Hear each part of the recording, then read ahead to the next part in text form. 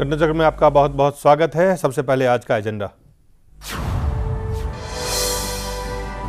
Allahabad high court ने दुर्गा शक्ति नागपाल के निलंबन और अवैध खनन पर केंद्र और राज्य सरकार से मांगी रिपोर्ट, लेकिन बड़ा सवाल, ईमानदार अधिकारियों को क्यों डराती है सरकार।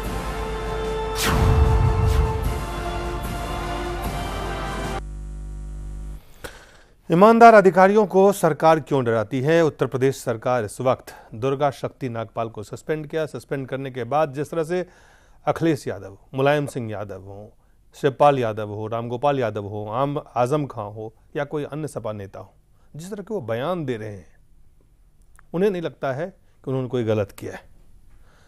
एक के बाद एक रिपोर्ट, एक के बाद एक बयान, एक के बाद एक तथ्य जो भी सामने आ रहे हैं, साफ दर्शाता है कहीं ना कहीं जायती हुई है, ईमानदारी को रोकने का प्रयास हुआ है, ईमानदार अफसर की कार्रवाई के कारण उन्हें सजा मिली है। सबसे पहले आपको हम दिखाते हैं अपनी ये रिपोर्ट। सस्पेंशन का ऑर्डर छपके लखनऊ से निर्णय होकर छपके यहाँ शामिल हो गया कलेक्टर के यहाँ, उसको पता चल गई 11:11 से तो सस्पेंड हो चुके। तो सुना, अब ये सुनने के बाद कोई कैसे और किस आधार पर मान ले कि सूबे के मुखिया अखिलेश यादव जो कह रहे थे वो सच था। जी हाँ, यूपी में ट्रेनी आईएएस अधिकारी दुर्गा शक्ति नागपाल के निलंबन की खबर आने के बाद अखिलेश यादव जिस सफेद झूठ को लगातार सच बता रहे थे, उसे सबसे पहले झूठा करार दिया नोएडा के डीएम की एक रिपोर्ट ने, और फिर रही सही कसर पूरी कर दी इसी इलाके के सपा नेता नरेंद्र भाटी के रॉब। निर्णय होकर छपके यहाँ शामिल हो गया कलेक्टर के यहाँ, उसको पता चल गई 11:11 से तो सस्पेंड हो। वैसे तो मौजूदा राजनीति में नेताजी मतलब मुलायम ही है, लेकिन नरेंद्र भाटी भी अपने इलाके के नेताजी ही, और हो भी क्यों ना, आखिर उनका यहाँ रुआब ही ऐसा है कि वे जो चाहे कर सकते हैं, या यूं कहें करके ही दम लेते हैं, और ये दम बाकायदा दिखाई भी दे, सुनाई भी दे। निर्णय होकर छपके यहाँ शामिल हो गया कलेक्टर के यहाँ, उसको पता चल गई 11:11 से तो सस्पेंड हो चुके। इस बाबत वो खूब बखान भी करते हैं। आखिर इसी के दम पर उनका पूरे इलाके में दबदबा जो है, नेताजी ने इसी दबदबे के दम पर दुर्गा की शक्ति छीन लेने का दावा किया। कब, कैसे, कहां, किसके जरिए, कितनी देर में निलंबन हो, इस बारे में बताना शुरू किया तो विस्तार से बताते ही चले गए। यहाँ शामिल हो गया कलेक्टर के यहाँ, उसको पता चल गई 11:11 से तो सस्पेंड हो चुके। नेताजी यही नहीं रुके, उन्होंने इसे लोकतंत्र की महिमा से भी जोड़ दिया। एसडीएम का सस्पेंशन ऑर्डर कलेक्टर के यहाँ रिसीव हो गया। ये है लोकतंत्र की ताकत, ये है लोकतंत्र की ताकत। हालांकि इसमें इनका कोई दोष नहीं, क्योंकि इस देश में माननीय हो जाने के बाद उसकी ही मर्जी चलती है, वे चाहे जो करें। और इस मामले में तो माननीय महोदय ने खुद इतने सारे माननीय लोगों के सामने एक ट्रेनी आईएएस अफसर के सस्पेंशन का मामला उठाया हो, तो फिर किसकी मर्जी चलेगी। इसे अब क्या बताने की भी जरूरत है? बिल्कुल नहीं, नेताजी की बात में दम है और ये उनके दबदबे से पता भी चल रहा है। लेकिन नेताजी का ये बयान उनकी अपनी ही सरकार को सवालों के घेरे में ला देगा। ये है लोकतंत्र की ताकत। मैं ये आप लोगों को बताने आया हूँ, जिस औरत में इतनी बेहोशी यहाँ की, वो उस डंडे को 40 मिनट में दे पाई। 10:30 और 11:11 41 मिनट में सस्पेंशन का ऑर्डर छपके लखनऊ से निर्णय होकर छपके यहाँ शामिल हो गया कलेक्टर के यहाँ, उसको पता चल गई 11:11 से तो सस्पेंड हो चुके। या तो इन्होंने सोचा नहीं, या फिर सब कुछ सोच समझ कर किया। वैसे भी सियासी खिलाड़ियों की सोच में उनकी खुद की सियासत न हो, ऐसा कैसे संभव है। हालांकि निलंबन मामले का भेद खोलकर नरेंद्र भाटी अब सबको भ्रमित करने में लग गए हैं। उन्होंने कहा है कि उनकी बात को तोड़ मड़ोड़ कर पेश किया जा रहा है, लेकिन जनाब ये तो अच्छी तरह जानते ही होंगे कि सियासत में सफाई को कोई सच कहां मानता है। तभी तो पूरा विपक्ष एक सुर से सपा सरकार की खबर लेने में जुटा हुआ है। कोई अखिलेश सरकार को कोई माफिया राज बता रहा है। सैंड माफिया आजकल उत्तर प्रदेश और मध्य प्रदेश में ही सरकार चला रहा है। कोई गुंडा राज बता रहा है। उत्तर प्रदेश में सपा सरकार के चलते हुए यहाँ कानून का राज नहीं बल्कि गुंडों, बदमाशों, माफियाओं एवं अन्य अराजक व आपराधिक तत्वों का ही राज चल रहा है। तो कोई जंगल राज। उत्तर प्रदेश में किस तरीके की सरकार गैर कानूनी रूप से काम कर रही है और कानून व्यवस्था चरमरा रही है, जिसे जो शब्द सूझ रहा है सपा सरकार के लिए इस्तेमाल कर रहा है। दुर्गा की शक्ति लौटाई जाए, इसकी आवाज आईएएस एसोसिएशन और सियासी गलियारे से लगातार उठ रही है और अब तो अदालत ने भी आंखें तरेरनी शुरू कर दी है। हाईकोर्ट ने सूबे की सरकार से मामले के सच का खाता बही पेश करने को कहा है, तो केंद्र सरकार से भी जवाब मांगा है। सपा नेता कह रहे हैं कि सरकार सच का सामना करने के लिए तैयार है। रिपोर्ट किसने क्या दी है, रिपोर्ट डीएम की क्या है, रिपोर्ट एलआईयू की क्या है, उसकी भी आप जानकारी कर लेना। जो कार्रवाई हुई है, कार्रवाई ठीक हुई है। लेकिन वो जो सच अभी बता रहे हैं वो सच माने कौन? ऐसे में अखिलेश सरकार अदालत में कौन सा सच पेश करेगी, ये देखना दिलचस्प होगा। Bureau report, Jain news. जो कार्रवाई हुई है, कार्रवाई ठीक हुई है। ये है लोकतंत्र की ताकत।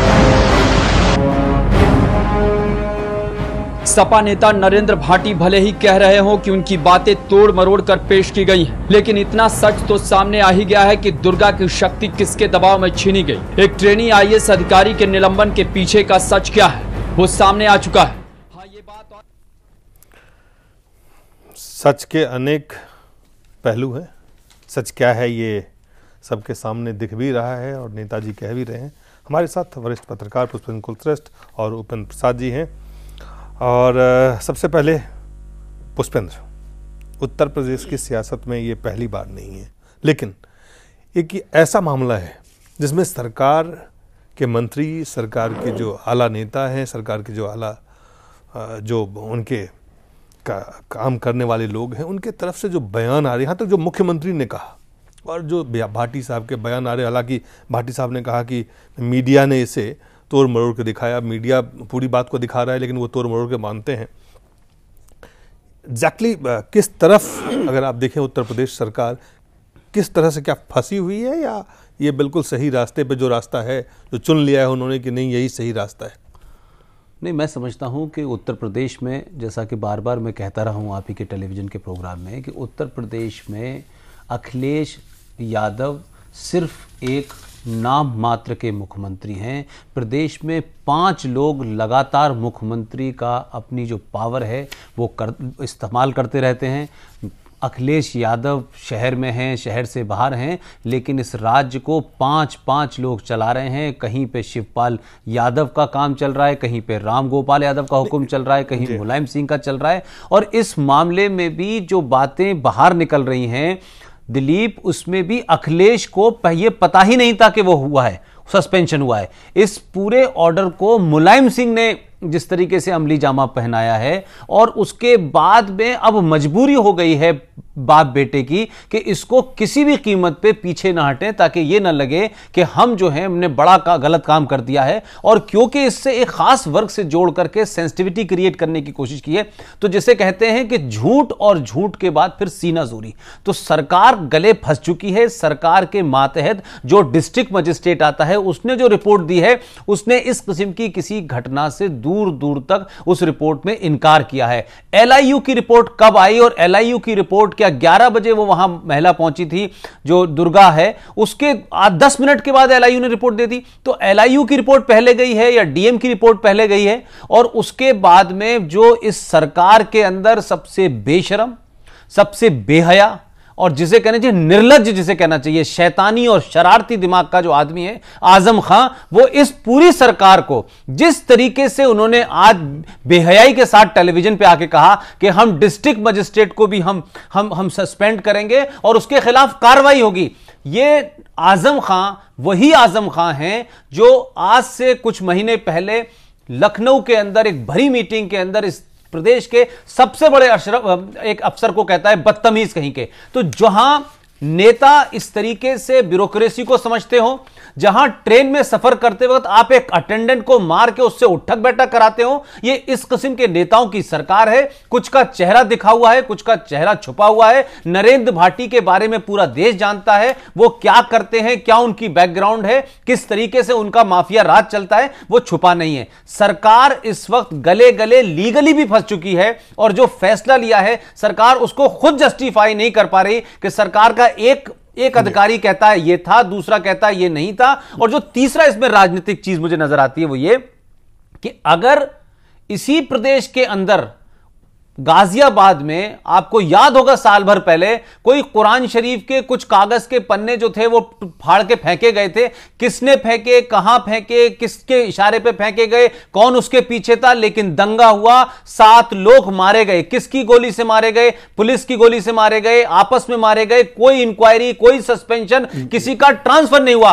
और इस मामले में ये घटना मैंने इसलिए जिक्र की कि उसमें 7 लोग मारे गए थे। तो मैं कह रहा हूं कि आज इस बात से यह पता चलता है कि जिस मुसलमानों के कंधे पे रख के मुलायम सिंह ने अपने माफिया राज और अपने उन लोगों को बचाने की कोशिश की है, वो मुसलमान उत्तर प्रदेश के एक भी इस मामले में सामने आके ये नहीं कह रहा कि मस्जिद गिराई गई है और हम आहत हैं और इससे हमारा जो है धर्म की भावनाओं को ठेस पहुंची है। मुलायम सिंह और ये सरकार अलग थलग पड़ गई है। जी, एक छोटा सा ब्रेक लेंगे और ब्रेक के बाद उपेंद्र जी, जो सबसे बड़ी बात है, मुलायम सिंह जमीनी नेता है और जमीनी हकीकत को भी समझते हैं।